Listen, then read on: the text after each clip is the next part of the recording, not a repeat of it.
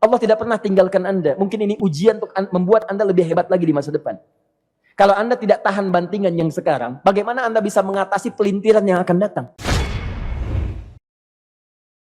Semua keadaan jiwa kita, hati kita, perasaan-perasaan kita sudah lebih dulu bahkan pernah dirasakan oleh Nabi Muhammad SAW. Kalau Anda pernah gelisah, Nabi dulu pernah gelisah. Kalau Anda bahagia, Nabi juga pernah bahagia. Kalau Anda merasakan kekhawatiran, Nabi dulu pernah khawatir. Dan miniatur kehidupan kita sudah dicontohkan dalam perjalanan kehidupan Nabi Muhammad SAW agar kita bisa belajar mengatasi problematika kehidupan. Allahu Akbar, kalau beliau tidak diutus oleh Allah, kita tidak tahu bagaimana cara menyelesaikan pemetaan kehidupan kita hingga dengan saat ini. Bahkan satu ketika, pernah beliau kemudian dalam masa yang telah panjang berdakwah, qadarullah kemudian ada wahyu yang jeda datangnya tidak seperti biasanya. Biasanya datangnya cepat, berganti hari turun wahyu, ganti pekan turun wahyu. Ini beberapa masa wahyu belum turun. Ada hikmah di balik itu. Teman-teman sekalian, tiba-tiba beliau naik ke atas bukit, wahyu belum turun juga. Pulang ke rumah, belum turun juga. Sampai keadaan itu terlihat oleh kalangan kafir Quraisy dan mereka berkata, lihatlah Muhammad sudah gila. Dituduh gila. Jadi kalau Anda cuma dituduh dengan hal-hal yang ringan, dituduh soleh, kan? Dituduh kemudian orang yang berubah, dituduh semakin beriman dan sebagainya, barangkali itu lebih baik. Nabi dituduh gila, Anda bayangkan. Tuh Muhammad sudah gila. Muhammad sudah ditinggalkan oleh Tuhannya. Muhammad sudah kehilangan pegangannya. Muhammad sudah tidak punya orientasi. Orangnya sudah nggak jelas, bolak-balik tidak karuan. Naik ke atas bukit seakan-akan orang yang frustasi dan seterusnya. Tapi tahukah Anda apa yang terjadi? Setelah berbagai cacian, makian, tuduhan macam-macam diterima oleh Nabi SAW, lantas tibalah masanya Allah menurunkan satu surah, bahkan disandingkan dengan surah yang lainnya, bersandinglah dua surah ini secara bersamaan turun. Surah ke-93 dan surah ke-94-nya terkait berkelindan, memberikan satu harapan yang sangat panjang. Kata Allah, "Wadduha wal laili idza saja." Ma wadda'aka rabbuka wa ma qala walal akhiratu khairul laka minal ula walasawfa yu'tika rabbuka fatarda alam yajidka yatiman fa'awa wa wajadaka dhallan fahada wa wajadaka 'ailan fa'aghna fa ammal yatima fala taqhar wa ammas sa'ila fala tanhar wa amma bi ni'mati rabbika fahaddits. Ya Muhammad, saya bersumpah dengan waktu duha. Kalau kita baca dengan ilmu balaghahnya, itu bukan sekedar sumpah mengilustrasikan waktu duha. Karena di ilmu balaghah itu nanti ada 3 turunan ilmu. Ada disebut ilmu ma'ani, ilmu mencari kata-kata sehingga ungkapannya sesuai untuk disampaikan. Mana kata-kata yang tepat untuk disampaikan dalam konteks yang ingin dibicarakan. Itu ma'ani namanya. Kemudian setelahnya ada ilmu bayan, bagaimana mengemas kosakata yang bagus ini sehingga bisa disampaikan dengan jelas, orang tidak bingung menerimanya, paham maksudnya. Kemudian setelah itu kadang-kadang jelas kalimatnya, tapi kedengarannya tidak indah. Woi, rapatkan, woi, apa belum paham juga? Rapatkan saf. Nah, memang jelas, tapi nggak ngenakin. Maka bagaimana caranya disampaikan dengan jelas, tapi hati kita terasa nyaman, memuji. Terasanya nyaman diserahkan kepada Allah, tapi ada kebahagiaan, disampaikan tidak terasa tergurui, diperintahkan serasanya diberikan jalan untuk mendapatkan kebaikan. Maka yang ketiga disebut dengan ilmu badi' namanya. Ilmu menghiasi kalimat yang disampaikan sehingga terasa dengan nikmat. Turunannya nanti ada majaz namanya. Mengambil sebuah kalimatnya untuk diposisikan pada kalimat yang nyaman disebut dengan kinayah turunannya. Maka teman-teman kata Allah, wadduha. Diterjemahkan demi waktu duha. Bukan sekedar waktu duha. Karena duha itu ada cahaya yang indah.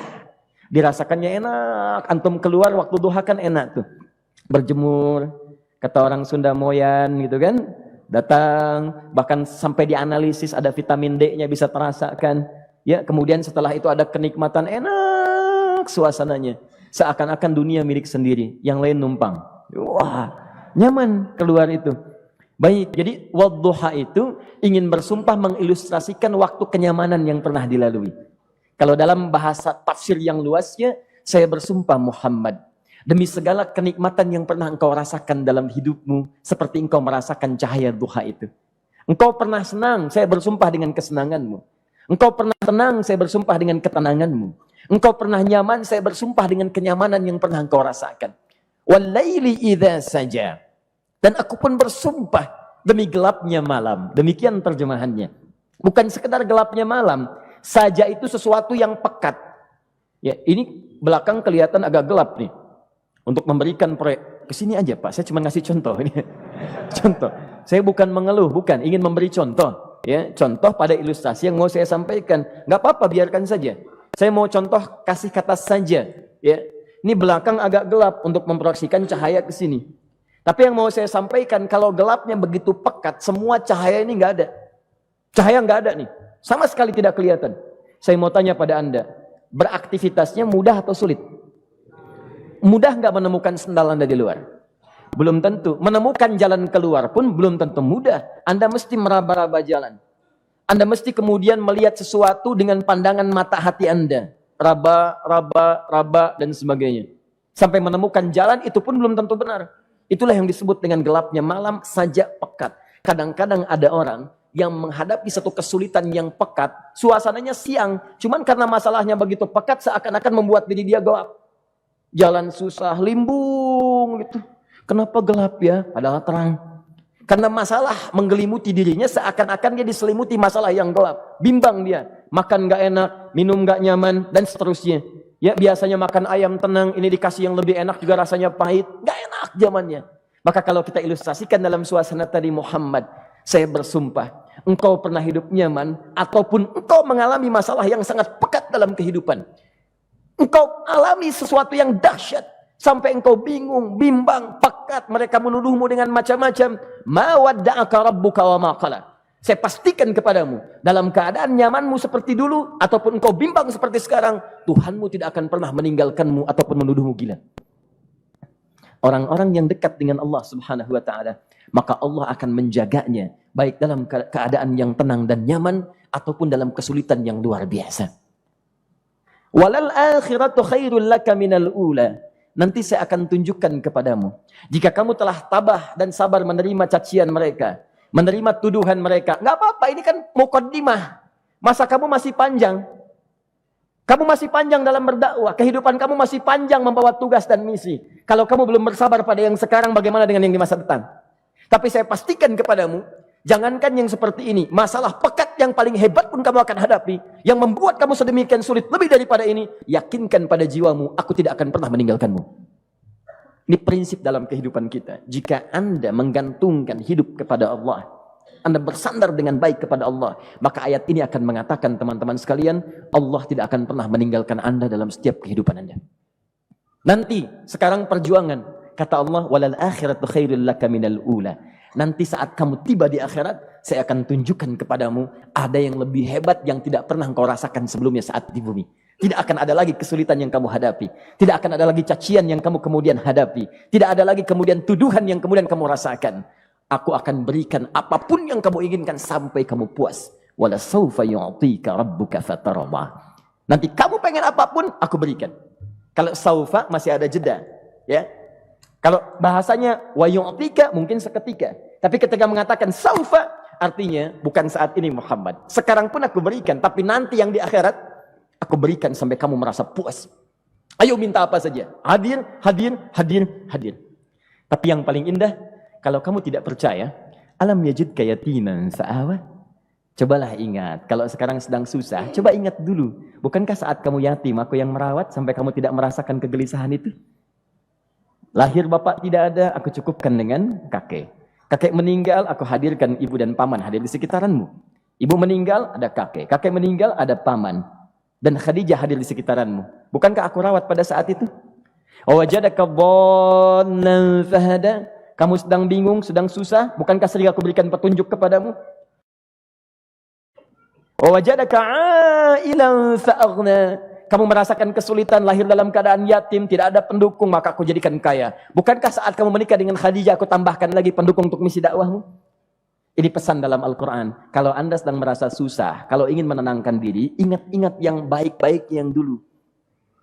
Kalau Anda sedang jatuh dalam bisnis, ingat-ingat saat Anda meningkat dalam bisnis Anda. Allah tidak pernah tinggalkan Anda. Mungkin ini ujian untuk membuat Anda lebih hebat lagi di masa depan. Kalau Anda tidak tahan bantingan yang sekarang, bagaimana Anda bisa mengatasi pelintiran yang akan datang? Karena dalam kehidupan bukan cuma dibanting. Anda mungkin mengalami penyingkiran, penyungkuran, lipatan, guntingan, bantingan, macam-macam. Jadi kalau satu gaya belum bisa Anda atasi, bagaimana Anda bisa berharap mendapatkan turunan yang lainnya? Selalu ingat bahwa jika hidup Anda ingin tampil gaya, Anda harus merasakan tekanan dalam kehidupan. Karena F selalu berbanding lurus dengan P, hukum Pascalnya. Gaya berbanding lurus dengan tekanan. Orang yang ingin tampil gaya dalam kehidupan, maka dia mesti siap menghadapi tantangan-tantangan hidup yang diatasi. Turun ayat. Sampai ujungnya. Jadi kalau kamu sudah begini lagi, jangan pernah kamu membentak orang lain. Jangan pernah merendahkan orang lain.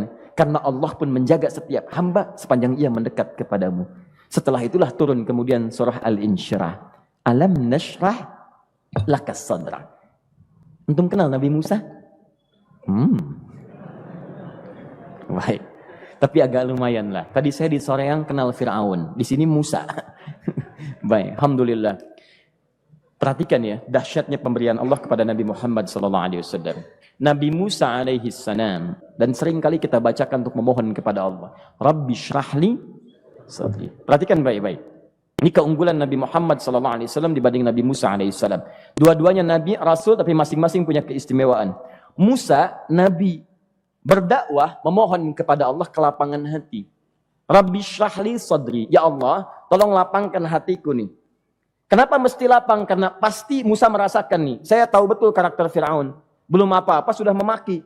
Kalau orang yang hatinya tidak lapang, tidak akan tahan dengan makian, keluarlah kemudian balasan yang tidak digambarkan sebelumnya.